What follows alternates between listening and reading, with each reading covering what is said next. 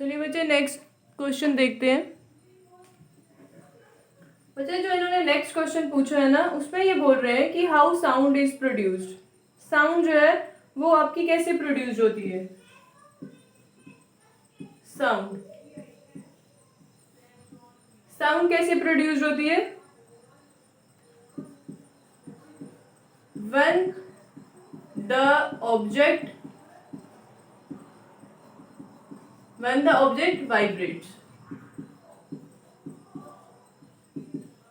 ठीक है, जैसे मैंने इसको ये किया है ना, किया ना मैंने, तो आवाज निकल रही है, साउंड निकल रही है। क्यों? क्योंकि इसमें वाइब्रेशंस हो रही है। जो एयर में आपके पार्टिकल्स प्रेजेंट है उनमें वाइब्रेशंस हो रही है, जिसकी वजह से हमें साउंड सुनाई दे रही है। तो अब ये बोल रहे हैं कि इसके एक एग्जाम्पल बताओ कि जो आपकी साउंड है वो प्रोड्यूस हो रही है। तो बच्चे इस बार हम एग्जाम्पल लेते हैं अपने गिटार की।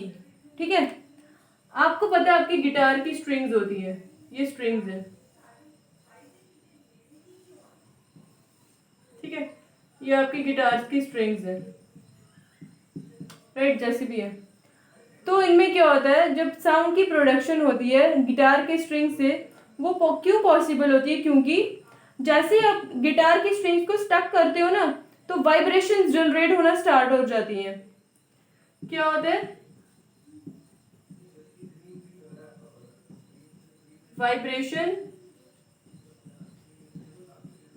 वाइब्रेशंस जनरेट होती हैं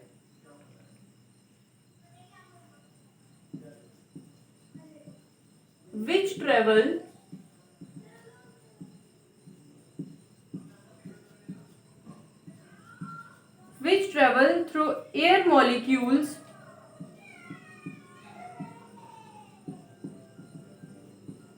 travel through air molecules and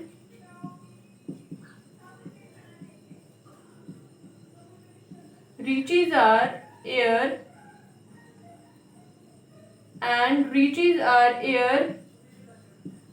as sound।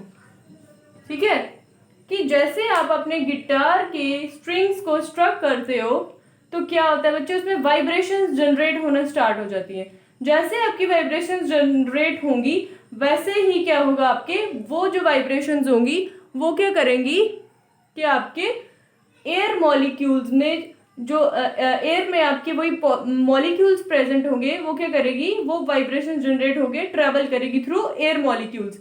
Air molecule से ट्रेवल करते करते, जैसे ये एयर मॉलिक्यूल्स है, ठीक है, यहाँ से साउंड निकली, ये एयर मॉलिक्यूल से ट्रेवल करते करते करते कहाँ तक, हमारे एयर तक पहुंच जाती है। ठीक है, ये था आपका साउंड का।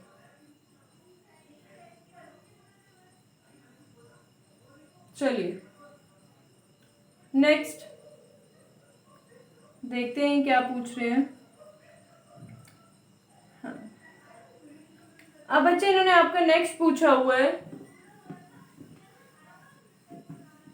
ट्रांसवर्स वेव का।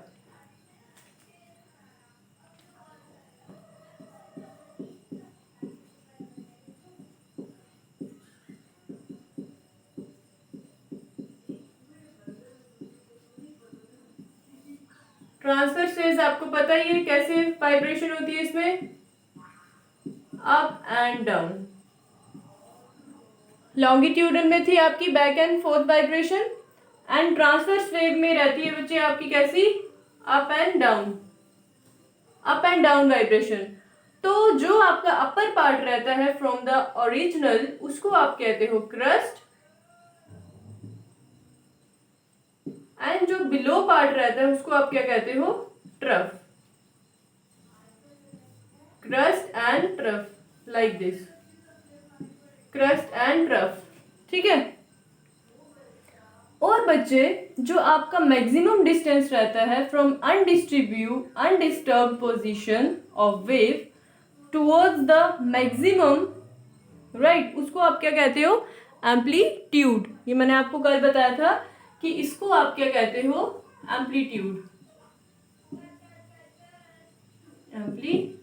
ठीक है, ये हो गया आपका क्रस्ट और ये हो गया आपका ट्रफ। इसके एग्जाम्पल वही है बच्चे कि एक पॉन्ड है ना, पॉन्ड है, वाटर है उसमें, तो जैसे आप एक पत्थर फेंकोगे, जैसे ही आप एक स्टोन फेंकोगे, उससे क्या होगा, आपकी वेव्स जनरेट होना स्टार्ट हो जाएंगे, है ना, ripples. You can say that ripples, ये रिपल्स है, क्या है, रिपल्स। रिपल जनरेट होना स्टार्ट हो जाएंगे, जिसकी वजह से जो आपके पार्टिकल्स होंगे इसमें, वो क्या करेंगे, up and down vibration start कर देंगे। जैसे वो up and down vibration start कर देंगे, उससे आपको क्या पता चलेगा कि ये जो वेव है ये आपकी एक ट्रांसवर्स वेव है। ठीक है,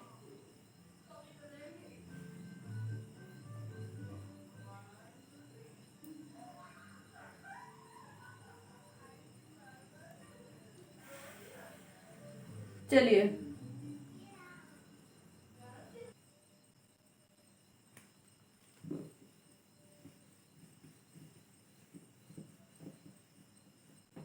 बच्चे, आपका जो नेक्स्ट क्वेश्चन है वो डेफिनेशन पूछ रहे हैं आपसे वेवलेंथ एंड वेलोसिटी की।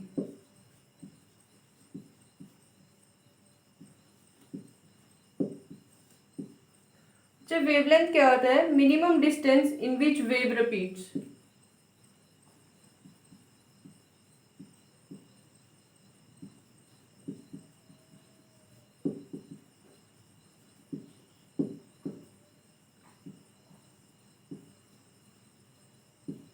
इन विच वेव रिपीट्स, ठीक है।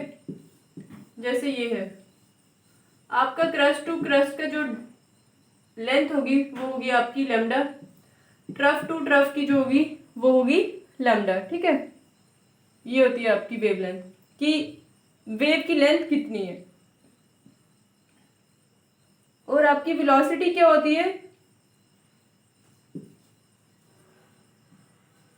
वेलोसिटी होती है आपकी speed with which one wave can travel in 1 second। वो स्पीड जिसमें आपकी एक वेव ट्रेवल करती है 1 सेकेंड में, उसको आप क्या बोलते हो, velocity. And we know that velocity is equal to frequency into lambda. इसमें भी एक क्वेश्चन है इसी का ही, आपका न्यूमेरिकल का, वो देखते हैं कि क्या पूछ रहे हैं इसी के न्यूमेरिकल्स में। वो ये है कि जो आपका टाइम पीरियड है वो दिया उन्होंने 1/256 सेकेंड। अब बच्चे मैंने क्या बोला था, टाइम पीरियड दिया ना, मतलब कि आपको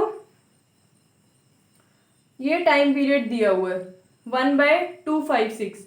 1/256 मतलब रेसिप्रोकल ऑफ टाइम, उसको आप क्या कहते हो, फ्रीक्वेंसी। और ये दी हुई है आपको वेलोसिटी। वेलोसिटी आपकी 350 मीटर पर सेकेंड एंड फ्रीक्वेंसी क्या निकली, 1/256 सेकेंड। यह आपका क्या टाइम पीरियड, इसको क्या बोलोगे 256, ठीक है, उसका रेसिप्रोकल। ये क्या आपका reciprocal of time, reciprocal of time period को क्या बोलते हैं, फ्रीक्वेंसी। वो हो गया आपका 256 and we know that v is equal to F lambda. तो इन दोनों को मल्टीप्लाई करके your answer is 1.36 metre. Clear, एक बार फिर देखिए क्या बताया मैंने। टाइम पीरियड दिया हुआ आपको 1/256 सेकेंड्स, ये है रेसिप्रोकल। एंड आपको पता है कि फ्रीक्वेंसी क्या होता है, रेसिप्रोकल ऑफ टाइम पीरियड, वो बनेगा आपका 256।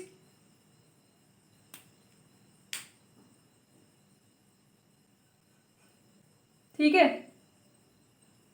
क्लियर है यहां तक। उसके बाद वेलोसिटी दी हुई है आपको ये, एंड आपको पता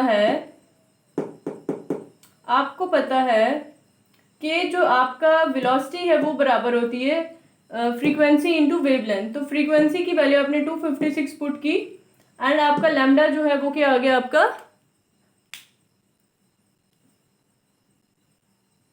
हाँ, आपको इसमें सॉरी वेवलेंथ फाइंड आउट करनी है ना, तो lambda is equal to v upon F, ये आ गया आपका आंसर। अच्छा, आपको इसमें ये डाउट हो रहा होगा कि ये फ्रीक्वेंसी 256 कैसे आई। बच्चे ये फ्रीक्वेंसी 256 ऐसे आई कि आपको पता है कि जो आपका टाइम पीरियड है वो होता है आपका 1 अपॉन फ्रीक्वेंसी, या फिर आप बोल सकते हो फ्रीक्वेंसी बराबर होती है 1 अपॉन टाइम पीरियड। एक ही बात हुई, टाइम पीरियड है 1 अपॉन फ्रीक्वेंसी, तो यहाँ पे आपको फ्रीक्वेंसी दी हुई है डायरेक्ट, कितनी, टाइम पीरियड है 1 बाय फ्रीक्वेंसी, तो इसका मतलब फ्रीक्वेंसी कितनी है, फ्रीक्वेंसी आपकी 256, तो यहाँ पे आपका क्लियर है 1 बाय 256। ठीक है, ये था आपका एक न्यूमेरिकल। चलिए अब बच्चे देखते हैं हम अपना नेक्स्ट क्वेश्चन।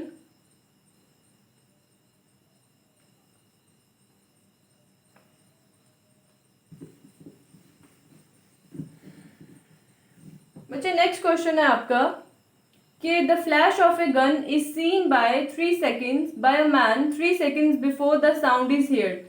मतलब कि गन से जब शॉट हुआ तो उसकी जो फ्लैश है वो 3 सेकंड साउंड से पहले ही दिखाई दी। तो डिस्टेंस कैलकुलेट करो गन का फ्रॉम द मैन। अब बच्चे यहाँ पे क्या है कि जो आपकी स्पीड ऑफ साउंड है वो कितनी है, 332 मीटर पर सेकेंड, 332 मीटर पर सेकेंड, और जो आपका टाइम है वो क्या दिया हुआ है, 3 सेकेंड्स। आपने डिस्टेंस निकाला है। अब आपको पता है कि स्पीड का फॉर्मूला क्या होता है, ये तो आप बचपन से पढ़ते आ रहे हो कि speed is equal to distance upon time, and your distance is 332 upon 3। ठीक है, तो इसमें आपका आंसर क्या आएगा, इसमें आपका आंसर आएगा बच्चे 996 metre.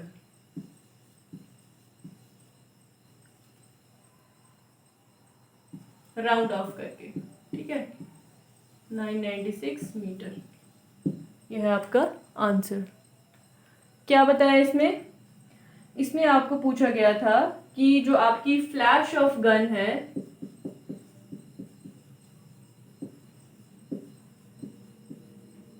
Flash of gun is seen by a man, ठीक है, 3 seconds before the sound is heard. ठीक है, साउंड हेयर्ड होने से 3 सेकंड पहले ही उसने क्या दिया, देख लिया, जो फ्लैश निकलती है गन से शॉट के टाइम पे वो देख ली। ठीक है, जैसे ही उसने उसको देखा 3 सेकंड पहले, तो अब वो कह रहे हैं कि आप कैलकुलेट करो कि कितना डिस्टेंस से ये गन है और ये मैन है। मैन ने 3 सेकंड पहले देखा स्पीड ऑफ साउंड निकलने से, ठीक है, फ्लैश देखी। अब पूछ रहे हैं गन और मैन के बीच में कितना डिस्टेंस है। स्पीड ऑफ साउंड आपको पता दी हुई है 332 मीटर पर सेकेंड, एंड आपको टाइम दिया हुआ है जब उसने देखा फ्लैश से, वो है आपका 3 सेकेंड्स। ठीक है, अब हमने निकाला है कि कितना डिस्टेंस है। We know that speed is equal to distance upon time, and you have to find out the distance. Wait, यहाँ पे क्या हुआ हमसे, हमें क्या निकालना है, डिस्टेंस निकालना है। Sorry for the mistake, distance कितना है आपका, speed into time, and speed is 332 multiply by 3। We have, कर दो इसको मल्टीप्लाई, ये बन जाएगा आपका 996 मीटर। डिस्टेंस है आपका किसका, आपकी गन और मैन के बीच में कितना डिस्टेंस है, 996 मीटर। ठीक है, ये था आपका न्यूमेरिकल। आई होप आपको यहाँ तक सारा क्लियर हुआ होगा, जितने भी हमने क्वेश्चन यहाँ पे डिस्कस किए। बाकी के जो क्वेश्चन है वो मैं आपको PDF सेंड कर दूंगी, उसमें भी अगर आपको कोई डाउट आता है तो आप प्लीज़ मुझे पूछ सकते हैं। Thank you.